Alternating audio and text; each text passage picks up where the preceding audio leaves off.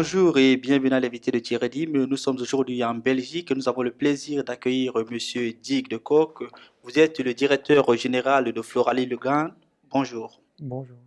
Alors, on se rend compte aujourd'hui que les fleurs poussent en Chine, en Équateur, au Kenya, aux Pays-Bas. En fait, les fleurs poussent à toutes les saisons. Est-ce que ce passage industriel de la floriculture ne banalise pas finalement la fleur? Oui et non. Donc, oui, dans un sens de l'abondance, d'avoir un choix énorme de toutes sortes et pendant toute l'année, est une valeur qui peut être dégradée. Ça peut dégrader aussi la valeur intrinsèque de ces choses-là. Ça veut dire que quand est-ce qu'une fleur apporte beaucoup plus, hein, dans l'endroit où tu es, il faut respecter les saisons. Il faut, euh, il faut vraiment en profiter d'acheter ça à ce moment-là. Aujourd'hui, dans l'économie globale, c'est tellement fait que économiquement, c'est beaucoup plus facile d'acheter des roses qui viennent de Kenya, qui viennent d'Éthiopie. Pourquoi? Parce que c'est moins cher, etc., etc. Donc la valeur intrinsèque pour quelqu'un, c'est peut-être bien. On dit que la durabilité des choses, il faut respecter de plus en plus, hein, parce que la planète, on n'a qu'une. Alors, on le sait que les fleurs ont toujours la côte, hein. Ça, c'est connu. Mais est-ce que auprès de la nouvelle génération, ces jeunes qui sont toujours hyper connectés, vous pensez vraiment que les fleurs encore, ça les intéresse? Oui, et même de plus en plus. Ah ouais?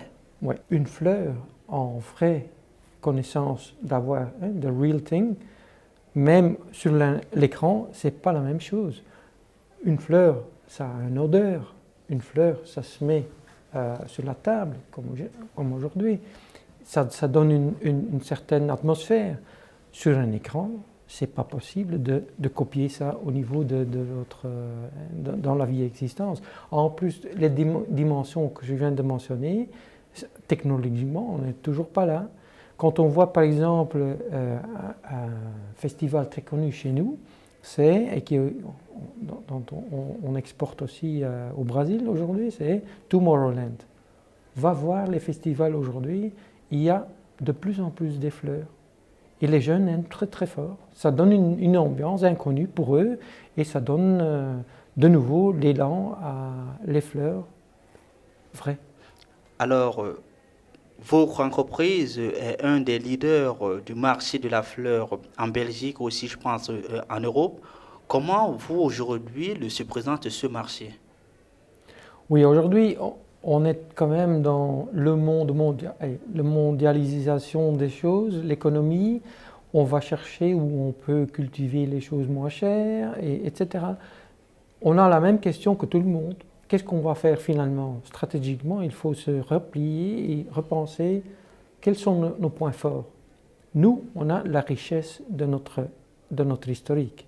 On a très bien connu le temps, il y a 200 ans, hein, là où la naissance de KMLP était, il y a 200 ans, c'était aussi un petit endroit autour d'un fleuve qui commençait à se développer. Aujourd'hui, on est tellement grand, international connu, qu'on peut, hein, comme on dit, on se met sur ses points forts, aller sur des endroits au monde où, en fait, ce modèle-là peut donner un nouveau élan socio-économique sur une région. Là où on disait le soleil est gratuit, c'est là qu'il faut peut-être aussi faire la même chose que nous, on a vécu il y a 200 ans. Mais nous, avec nos connaissances, on peut activer ça. Alors, ici aujourd'hui à la BRAFA, l'invité d'honneur de cette 61e édition, c'est vous. Est-ce que finalement, qu'est-ce que les fleurs vont apporter devant ces belles œuvres d'art? Est-ce que l'art seul ne suffit pas? Est-ce qu'on a besoin encore d'apporter des fleurs? Oui, parce que l'art, c'est aussi le produit d'une certaine dimension de pensée et de voir la réalité des yeux d'un artiste. Hein. Nous, qu'est-ce qu'on peut faire? En fait, pour nous, les artistes, ce sont les fleurs eux-mêmes. Donc c'est eux qui présentent les choses, mais nous, on ajoute quelque chose, une valeur ajoutée pour comment se sont composés, dans quel contexte, dans quel endroit. Ici, l'endroit, c'est autour de l'art fin, de l'art très, très important.